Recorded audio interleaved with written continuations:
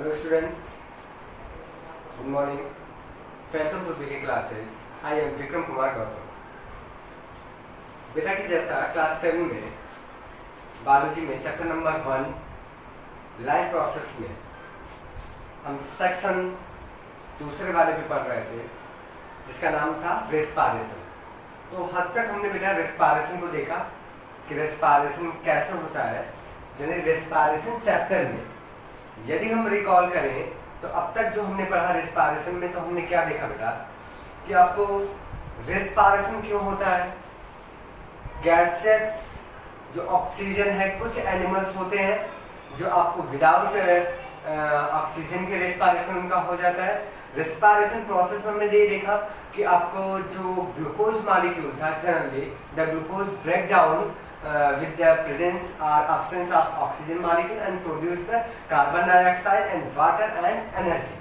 इसका अर्थ है रेस्पिरेशन। उसको हमने रेस्पिरेशन कहा कि यदि ग्लूकोज मॉलिक्यूल्स का जो ब्रेक डाउन होता है ऑक्सीजन की उपस्थिति में या अनुपस्थिति में, और उसके दौरान आपको कार्बन डाइऑक्साइड रिलीज होती है और वाटर मॉलिक्यूल बनते हैं और एनर्जी प्रोड्यूस होती है। इस क्रिया को हम क्या कहते थे? रेस्पिरेशन कहते थे या फिर श्वसन कहते थे। अब हमको जनरली ये देखना था कि हमने देखा कि किस पाथ से वो रेस्पिरेशन गुजरता है। तो रेस्पिरेशन आपको दो तरह से हो सकता है, उसके टू पाथ देखे गए थे। दोनों पाथ का जो फर्स्ट स्टेज होता है वो हमने देखा था सेम होता है ना बेटा, वो आपको बता रखा हुआ है। तो आपको बताना ये है, क्वेश्चन आपको है आज का कि आपको ये बताना है कि जो दोनों पाथ में हमने पहला स्टेप बताया था जो कॉमन था, जिसको आपको बता रखा था हमने ग्लाइकोलिसिस कहते हैं, जिसमें आपको क्या होता था ग्लूकोज मॉलिक्यूल का ब्रेक डाउन होकर आपको पायरुवेट में क्या होता है कन्वर्ट होता था। तो आपको ये बताना है कि ये सेल के किस भाग में होता है। आपको ये बताना है सेल के किस भाग में होता है, माइटोकॉन्ड्रिया के अंदर होता है कि माइटोकॉन्ड्रिया के बाहर होता है, या साइटोप्लाज्म में होता है कि माइटोकॉन्ड्रिया होता है। ये आपको क्वेश्चन आपका आज का है। तो आप कमेंट बॉक्स में बेटा देखकर लिख भेजिएगा कि आपको जो फर्स्ट स्टेज थी ग्लाइकोलिसिस साइकिल का, वो साइकिल आपको कहाँ पे होती है, साइटोप्लाज्म में होती है सेल के, या फिर सेल के आपको माइटोकॉन्ड्रिया के सराउंडिंग के अंदर होती है। तो क्लियर है, हम देखते हैं। अब आपको थोड़ी बहुत आपको व्यू आपको देना चाहता हूँ बेटा कि आपको पता है कि फिर हमने पाथ में देखा था कि दो पाथ होते थे। कौन? यदि आपको ऑक्सीजन की प्रेजेंस में हो रहा है तब आपको क्या बनता है, हमने बता रखा था ऑक्सीजन की प्रेजेंस में होता है तो पायरुवेट कन्वर्ट हो जाता था, और कन्वर्ट होकर आपको क्या होते थे ब्रेक डाउन होता था और वो माइटोकॉन्ड्रिया के अंदर होता था, और वो क्या बनाता था आपको कार्बन डाइऑक्साइड रिलीज की जाती थी, वाटर मॉलिक्यूल बनते थे, और प्लस आपको क्या होती थी मैक्सिमम नंबर में आपको क्या होती है एनर्जी रिलीज। ठीक, ये देखा था। फिर आपको क्या देखना है कि एक बात हमने ये देखा था कि ऑक्सीजन की एब्सेंस में भी क्या होता है पायरुवेट कन्वर्ट होता है, ब्रेक डाउन होता है, लेकिन उसके उपरांत जो आपको प्रोडक्ट्स बनते हैं वो अलग होते हैं। उसमें हमने आपको बता रखा हुआ कि आपको वाटर मॉलिक्यूल नहीं बनता, कार्बन डाइऑक्साइड बनती है और उसके बाद आपको क्या बनता है इथेनॉल बनता है। तो वो पॉइंट आपको दिमाग में रहे कि कैसे बनता है। तो हमने देखा था इस दो पार्ट को हमने क्या किया था, नाम भी दिया था। एक होता था एनारोबिक रेस्पिरेशन एंड एरोबिक, मतलब ऑक्सीजन श्वसन और अनऑक्सीजन श्वसन। ठीक है, ऑक्सीजन श्वसन उसे कहते थे जिसमें ऑक्सीजन की रिक्वायरमेंट होती थी, ऑक्सीजन की प्रेजेंस में होता था, उसको हम ऑक्सीजन श्वसन कहते थे। इंग्लिश में उसको क्या कहते हैं एरोबिक रेस्पिरेशन। जनरली आपको टेरेस्ट्रियल और क्या कहते हैं एनिमल्स में मैक्सिमम नंबर में आपको देख सकते हो। दूसरा हमने देखा था ये दूसरा एनारोबिक, जिसे अनऑक्सीजन श्वसन कहते थे। उसके उपरांत आपको क्या होता था कि ग्लूकोज मॉलिक्यूल कन्वर्ट होता था, आपको क्या बनता था इथेनॉल बनता था। वो ध्यान रखिएगा, प्रोडक्ट बड़ा इंपॉर्टेंट है।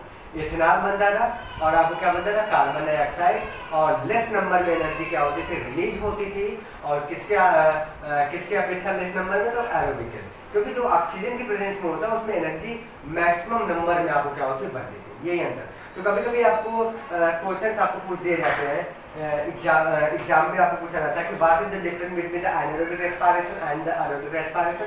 तो दोनों आपको डिफरेंसेस आपको क्लियर कर सकते हो बेटा कि एरोबिक रेस्पिरेशन में आपको क्या होता है ऑक्सीजन की एरोबिक रेस्पिरेशन ऑक्सीजन की रिक्वायरमेंट होती है, एनारोबिक में ऑक्सीजन एब्सेंट होती है। दूसरा आपको प्रोसेस से लिख सकते हो कि एरोबिक रेस्पिरेशन जो होता है बेटा, उसमें आपको जो प्रोडक्ट बनता है उसमें आपको क्या बनता है, कार्बन डाइऑक्साइड और क्या होता है, वाटर मॉलिक्यूल बनता है। जबकि आपको एनारोबिक में आपको क्या होता है, कार्बन डाइऑक्साइड बनते हैं और वाटर मॉलिक्यूल नहीं बनता है, बल्कि क्या बनता है, इथेनॉल बनता है। फिर उसके बाद हमने रिकॉर्ड करे तो एक और बड़ी इंपॉर्टेंट देखा ना, लैक्टिक एसिड का। बीच में कभी कभी मसल्स में ह्यूमन बींग्स के जहाँ पे आपको क्या कहते हैं ऑक्सीजन मैक्सिमम मात्रा में नहीं पहुंच पाती है, कांटेक्ट में नहीं आ पाता है, तो वहाँ पे ग्लूकोज का ब्रेकडाउन आपको एनारोबिक टाइप का होता है और उस दौरान आपको क्या बनता है बेटा, ये ध्यान रखिएगा, लैक्टिक एसिड बनती है। क्लियर है? आपको क्या बनता है, लैक्टिक एसिड बनती है।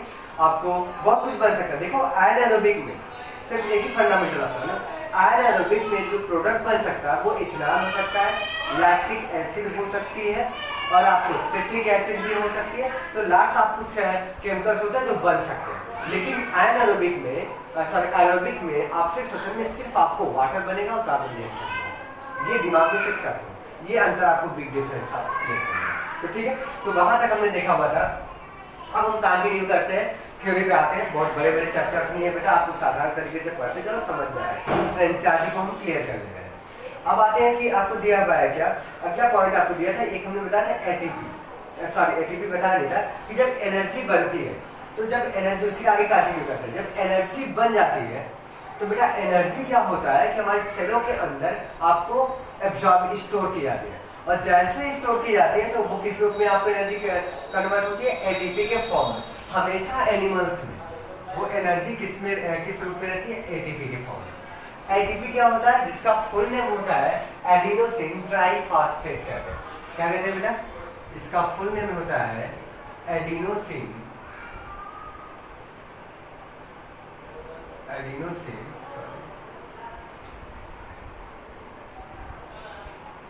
ट्राइफॉस्फेट।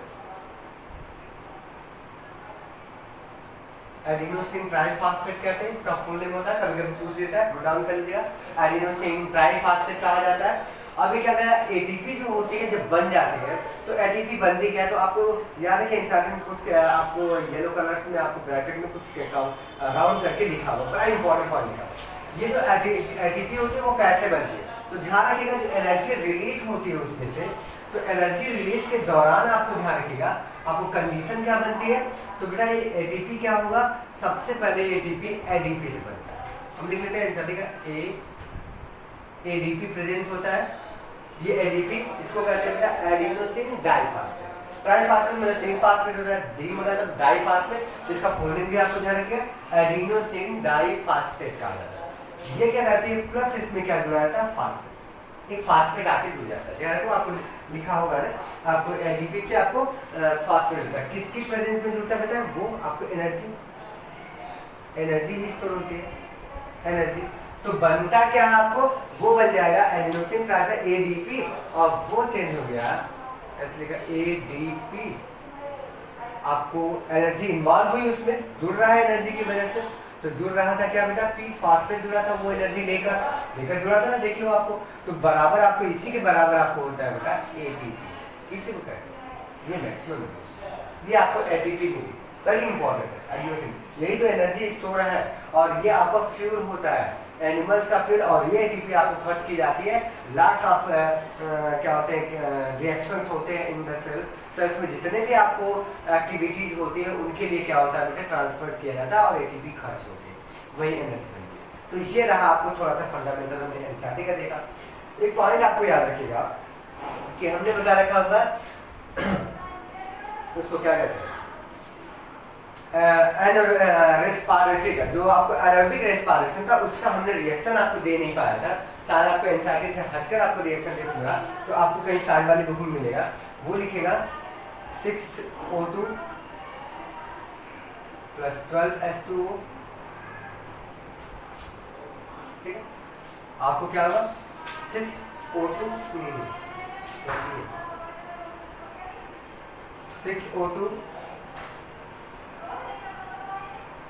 प्लस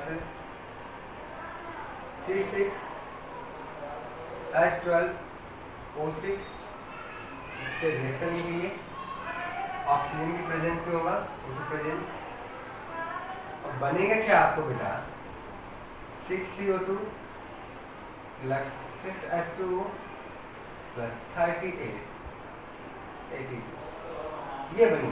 देखो कितनी है। अब ध्यान रखो कि एक बार एरोबिक रेस्पिरेशन कंप्लीट करने में एक मॉलिक्यूल से ग्लूकोज के एक अणु का जब ब्रेक डाउन होता है तो उससे आपको एनर्जी कितनी मिलती है? 38 ATP मिलती है।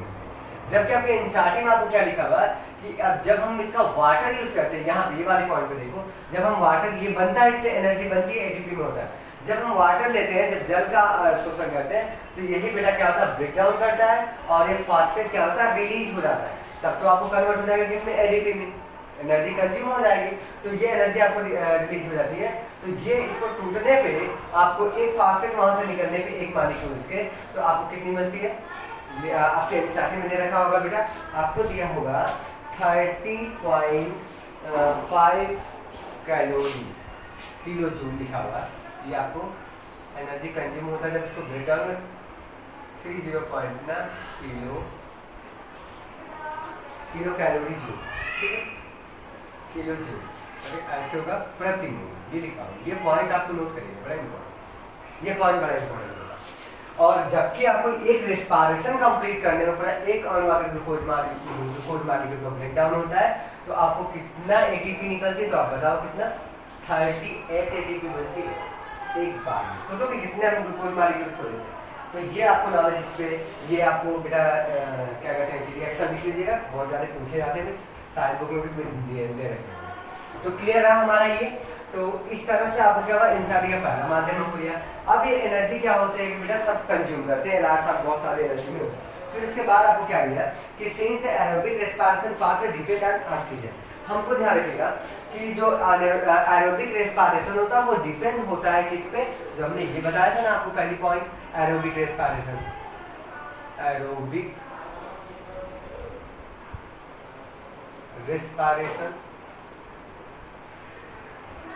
एरोबिक रेस्पिरेशन को ध्यान से सुनेगा। एरोबिक रेस्पिरेशन जो होता है वो उससे डिपेंड रहता है आपको क्या किस पे? ऑक्सीजन पे। ये डिपेंड ऑक्सीजन पे रहता है क्योंकि ऑक्सीजन होगी तभी तो एरोबिक रेस्पिरेशन होगा। और ये जो एरोबिक रेस्पिरेशन जो पाथ होता है, ऐसे ऑर्गेनिज्म जो आपको इस पे इंश्योर करते हैं, ऐसे ऑर्गेनिज्म जो आपको एरोबिक रेस्पिरेशन करते हैं, वो इंश्योर करते हैं कि कितनी नीड होती है ऑक्सीजन की। वो इंश्योर करते हैं कि कितने आपको ऑक्सीजन आपको चाहिए होती है, तो वो वायुमंडल से क्या करते हैं बेटा? लेते हैं। जैसे कहा जाए आपको कि यदि देखा जाए आपको क्या होता है? We have seen that plants, यदि हम देखें, हमने देखा हुआ है क्या? प्लांट्स को। इंसान क्या है? We have seen the plants, plants को हमने देखा हुआ है। तो प्लांट्स जो होते हैं वो गैसेस का जो एक्सचेंज करते हैं, ऑक्सीजन का और कार्बन डाइऑक्साइड का, वो करते हैं किससे? आपको थ्रू द स्टोमेटा के माध्यम से करते हैं। स्टोमेटा को हमने पढ़ा भी है। स्टोमेटा की वजह से आपको होता है। अब ये ध्यान रखिएगा कि उनके अंदर क्या होता है? स्टोमेटा से ऑक्सीजन क्या होते हैं? गैसेस एक्सचेंज करते हैं। स्टोमेटा के क्या कहते हैं? Stomata and a large intercellular ensure that all cell is contact with air। और लिखा हुआ कि यदि स्टोमेटा के अंदर से आपको एक्सचेंज गैसेस का होता है, लेकिन उसके साथ साथ आपको देखेंगे जितनी भी सेल होती है प्लांट्स की, वो ऑल सेल्स आपको इंश्योर करती है कि आपको सारी की सारी सेलें आपको क्या होती है? कांटेक्ट में। और इंश्योर कौन करता है बेटा? तो आपको ध्यान रखिएगा, इंटरसेलुलर स्पेस पाया जाता है। प्रत्येक सेल के बीच बीच में आपको खाली स्थान मिलता है बेटा। जैसे आपको क्या होता है? जैसे एक सेल है, ये पढ़े हुए हैं, आपको हमने बता रखा हुआ, 9th में बताया होगा, ये सेल है मान लीजिए, आपको समझने पड़ेगा। तो इसके बीच में ये देख लो बेटा खाली स्थान। इसी खाली स्थान को हम बोलते हैं इसी खाली स्थान को हम बोलते हैं इंटरसेलुलर स्पेस। क्या कहते हैं? Inter cellular space, intercellular space. और यही इंश्योर करता है क्योंकि इसी के पास आपको क्या होती है? ऑक्सीजन और कार्बन डाइऑक्साइड आके जिडॉल होती है। और हर एक सेल क्या करती है? देखिए ध्यान रखिएगा, हर एक सेल क्या करती है? यहीं से आपको एक्सचेंज करती है आपको सेलें ऑक्सीजन को और कार्बन डाइऑक्साइड को। तो ऑक्सीजन इनके अंदर जाएगी सेलों में, O2 की, और कार्बन डाइऑक्साइड बाहर निकलेगी। तो आपको ये ध्यान रखना है कि किसके द्वारा होता है? तो वो होता है आपको डिफ्यूजन के द्वारा। ठीक है, एक प्रोसेस आपने देखा होगा कि डिफ्यूजन जो है, जो gases carbon dioxide and oxygen exchange by cells with the help of diffusion, process of diffusion. Diffusion के प्रोसेस से क्या करते हैं? वो आपको एक्सचेंज करते हैं। अब ये क्या ध्यान रखना है कि डिफ्यूजन के द्वारा ही होता है। नॉर्मली हमने देखा होगा कि हर सेल के इंटरसेलुलर में होता है और ये इंटीग्रल जाते हैं, और हर एक क्या होती है एयर्स आपको डिफ्यूजन के द्वारा वो क्या करते हैं इन्वायरमेंट से लेते रहते हैं। अब कंडीशन ये आती है कि जैसे क्या होता है कि प्लांट्स में आपको डिपेंड करता है कि वो कैसे होता है। जैसे आपको सपोज दैट करो बेटा कि यदि आपको ऑक्सीजन ले रहा हो पौधे, तो आपने देखा होगा प्लांटों में कि एट द नाइट के समय, रात के समय, बहुत अच्छी पॉइंट आपको लिखा हुआ है, रात के समय क्या होता है बेटा कि पौधे जो होते हैं, यदि हम एक सर्कुलर आपको रिंग बनाए समझने के लिए, ठीक है, यहाँ से दो भागों में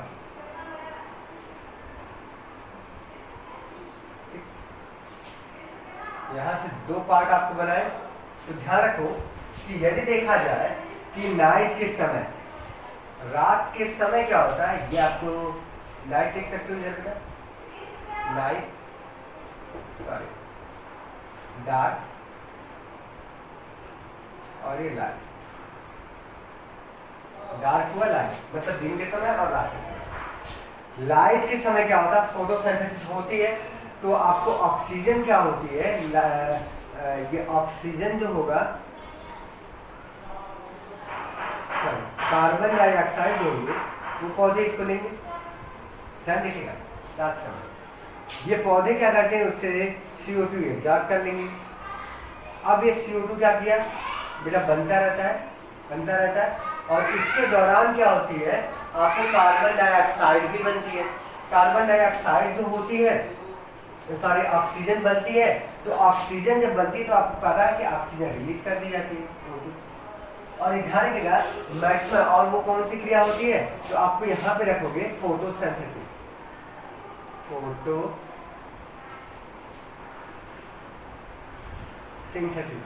सपोज है समझने के लिए ले रहे हैं। और फोटोसिंथेसिस के दौरान आपको रिलीज की जा रही है, कौन O2 रिलीज की जा रही है। अब O2 जो रिलीज होती है, ध्यान रखो O2 जो रिलीज होती है और कार्बन डाइऑक्साइड भी बन रही है, क्या कहते हैं आप ये ना C6H12O2, फिर आपको प्लस H2O और ऑक्सीजन।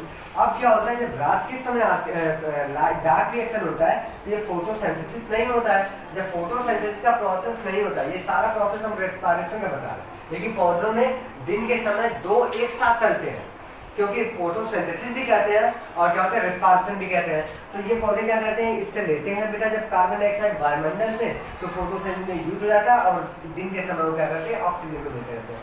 और रेस्पिरेशन तब भी होता है, रेस्पिरेशन के दौरान भी इसमें जो कार्बन डाइऑक्साइड बनती है बेटा वो सारे पौधे क्या करते हैं वो ले लेते हैं। यहाँ से देखो फोटोसिंथेसिस की रेस्पिरेशन के दौरान भी जो बनी रहेगी ना वो आपको यहाँ पे लिख लो रेस्पिरेशन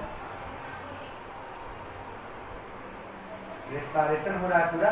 तो रेस्पिरेशन के दौरान भी क्या होता है दिन में आपको ले लेते हैं CO2 को, ठीक CO2 को वो ले लेते हैं। लेकिन क्या होता है यहाँ पे समझने की पॉइंट क्या है कि जब नाइट आती है, रात में जब आता है कंडीशन, तो रात के समय जो पौधे होते हैं बेटा वो आपको क्या करते हैं ऑक्सीजन बाहर से ले लेते हैं। ठीक, क्यों बाहर से ले लेते हैं, कंडीशन ये रहती है क्योंकि उनको क्या होता है कि बाहर से ऑक्सीजन, ये आपको फोटोसिंथेसिस क्योंकि होती नहीं है, ऑक्सीजन रिलीज नहीं की जाती है, तो वो वायुमंडल से, इसीलिए कहा जाता है कि रात में पेड़ के नीचे नहीं सोना चाहिए। पौधे जो होते हैं रात में ऑक्सीजन लेने लगते हैं क्योंकि फोटोसिंथेसिस क्रिया बंद रहती है, लाइट नहीं मिलती है, इसलिए वो ऑक्सीजन लेते हैं और वो रेस्पिरेशन में करते हैं। इस दौरान आपको क्या होता है कि आपको CO2 जो होगा वो बेटा आपको क्या होता है रिलीज होता है। इसीलिए पौधे क्या होते हैं दिन में ऑक्सीजन छोड़ते हैं और रात में क्या करते हैं, किसके लिए आपको फेमस है, आपको क्या करते हैं कार्बन डाइऑक्साइड देते हैं, बिल्कुल ह्यूमन बीइंग की तरह। तो ये प्रोसेस पूरा सेलुलर रेस्पिरेशन होता रहता है उनके अंदर, पौधों के अंदर। बड़ी इंपॉर्टेंट चीज थी कि रात में क्यों ऑक्सीजन छोड़ते हैं, क्योंकि मात्रा ज्यादा हो जाती है, फोटोसिंथेसिस आपको क्या होती है होती रहती है, उसके दौरान ढेर नंबर्स में आपको ऑक्सीजन बनती है जो रिलीज की जाती है। जबकि रात के समय ऐसा नहीं होता है, इसलिए वो क्या करते हैं कि आपको बाहर से वायुमंडल से ही क्या करते हैं ऑक्सीजन लेते हैं।